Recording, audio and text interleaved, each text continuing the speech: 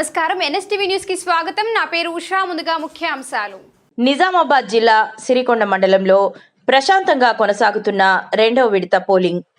నిజామాబాద్ జిల్లా సిరికొండ మండలం రావుట్ల గ్రామంలో ఓటు హక్కును వినియోగించుకున్న మాజీ రూరల్ ఎమ్మెల్యే బాజిరెడ్డి గోవర్ధన్, సిరికొండ మండలంలో ఓటు హక్కును వినియోగించుకున్న ఉర్దూ అకాడమీ చైర్మన్ తయార్ బిన్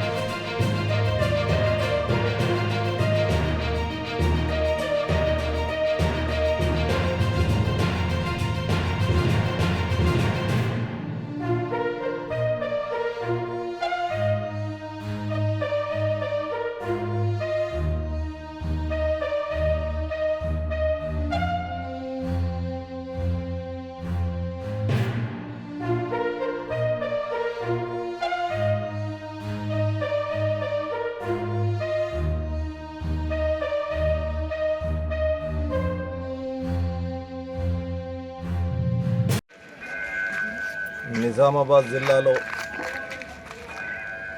రెండవ విడత పంచాయత్ ఎన్నికల్లో నా సొంత గ్రామమైనటువంటి సిరికొండలో గ్రామ పంచాయతీ ఎన్నికల్లో పాల్గొనడం, గ్రామ పంచాయతీ సర్పంచ్ అభ్యర్థికి, వార్డు అభ్యర్థికి ఓటు వేయడం ఎంతో ఆనందంగా ఉంది.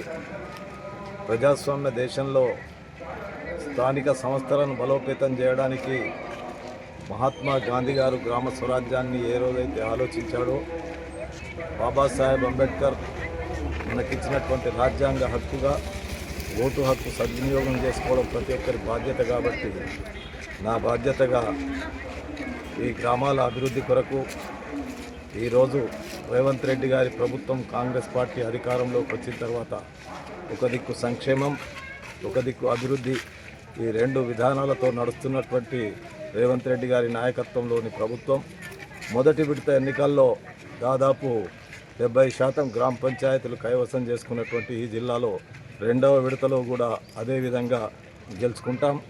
మూడవ విడతలో బ్రహ్మాండంగా మెజార్టీని సాధించి గ్రామాల అభివృద్ధి పట్ల పెద్దలు సుదర్శన్ రెడ్డి గారి నాయకత్వాన ఈ జిల్లా అభివృద్ధికి, అదేవిధంగా ఈ నియోజకవర్గ శాసనసభ్యులు డాక్టర్ భూపతి రెడ్డి గారి నాయకత్వాన ఈ జిల్లా అభివృద్ధి పట్ల కలిసి పనిచేస్తాం. ముఖ్యంగా వెనుకబడిన ప్రాంతమైనటువంటి ఈ సిరికొండలో అనేక సమస్యలు ఉన్నాయి. ఆ సమస్యలకు రాబోయే నూతన సర్పంచ్ దృష్టి పెట్టి ఆ అభివృద్ధి పట్ల ముందుంటాడని, వారికి మేము సహకరిస్తామనేటువంటి విషయాన్ని తెలియజేస్తూ ఈ ఓటు వినియోగించుకున్నటువంటి ఈ సందర్భాన ఓటర్ మహాశయులందరికీ శుభాకాంక్షలు తెలియజేస్తాం.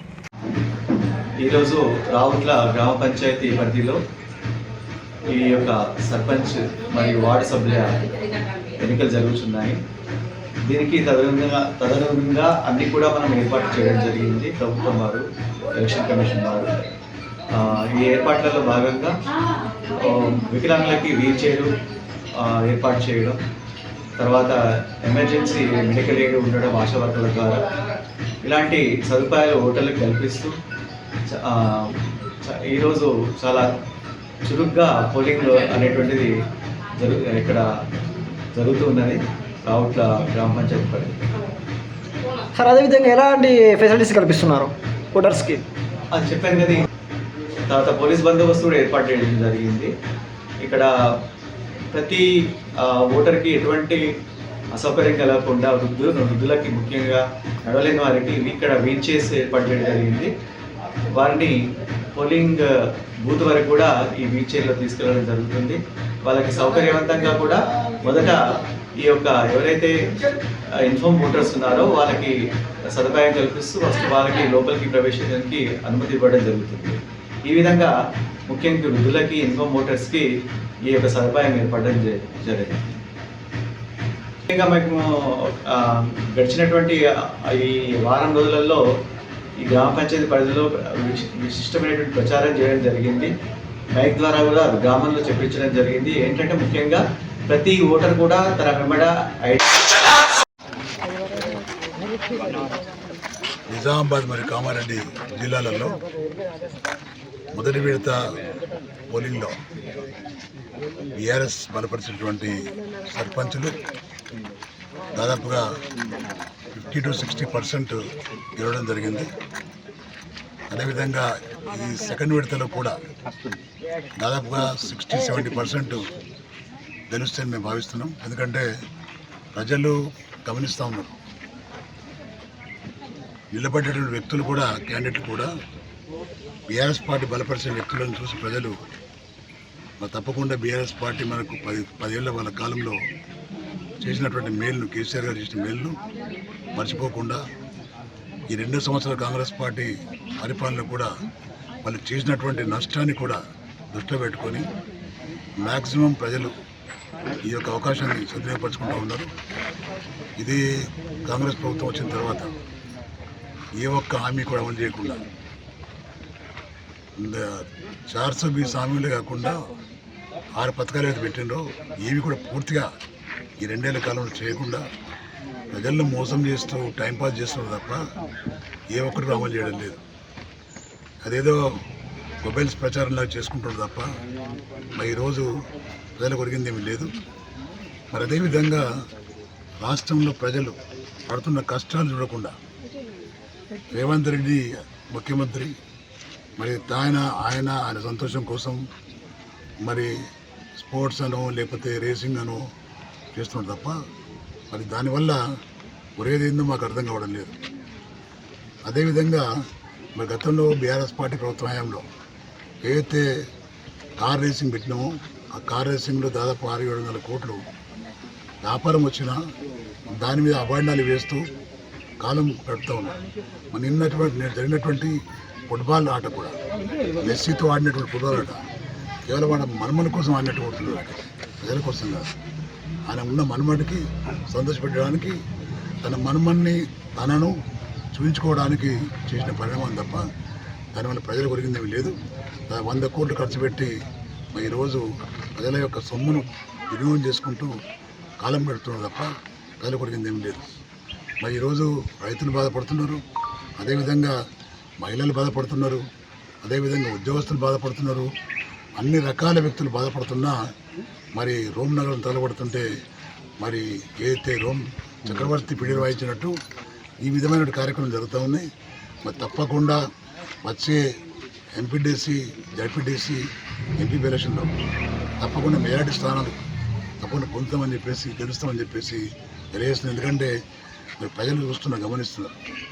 2 ఏళ్ల పరిపాలనలో మా చేసినటువంటి దుర్మార్గాలు ఇవాళ ప్రజలకు ఏవైతే గతంలో కేసీఆర్ గారు అప్పులు బాగా చేసిందని 375,000 కోట్లు అప్పు చేస్తే 375 కోట్ల 3,75,000 కోట్లు అప్పు చేస్తే దాన్ని 7 లక్షల కోట్లని 8 లక్షల కోట్లని మాట్లాడిండో అది తప్పని తేలిపోయింది. కాబట్టి వాళ్ళు మేము అడుగుతున్నాం, కాగులో భాగంగా కాగు రిపోర్ట్ భాగంగా ఈ 2 ఏళ్ల రేవంత్ రెడ్డి పరిపాలనలో 2,50,50,000 కోట్లు అప్పు చేసింది ఆయన.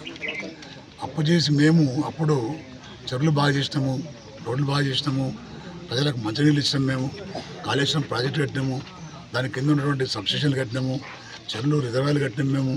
అదేవిధంగా ప్రజలకు రైతు బంధు ఇచ్చినాము, రైతు బీమా ఇచ్చినాము, మరి పెన్షన్ ఇచ్చినాము 2,000 రూపాయలు. మరి అదేవిధంగా మన మహిళలకు, స్త్రీలకు కళ్యాణ చెక్కులు ఇచ్చినాం మేము. ఇవన్నీ చేసినాం మేము. అది కాకుండా కొత్త జిల్లాలు చేసినాం, కొత్త మండలాలు చేసినాం మేము, ఇవన్నీ చేసినాం మేము. మరి ఈ 2,50,000 కోట్లు ఖర్చు పెట్టినటువంటి రేవంత్ రెడ్డి మరి ఏం చేసినా చెప్పాలి. అది కాకుండా 2 ఏళ్ల కాలంలో వచ్చినటువంటి ఆదాయం ఏతుందో ప్రభుత్వ ఆదాయం ఏం చేసిండు? ఆదాయం ఎటుపోయింది?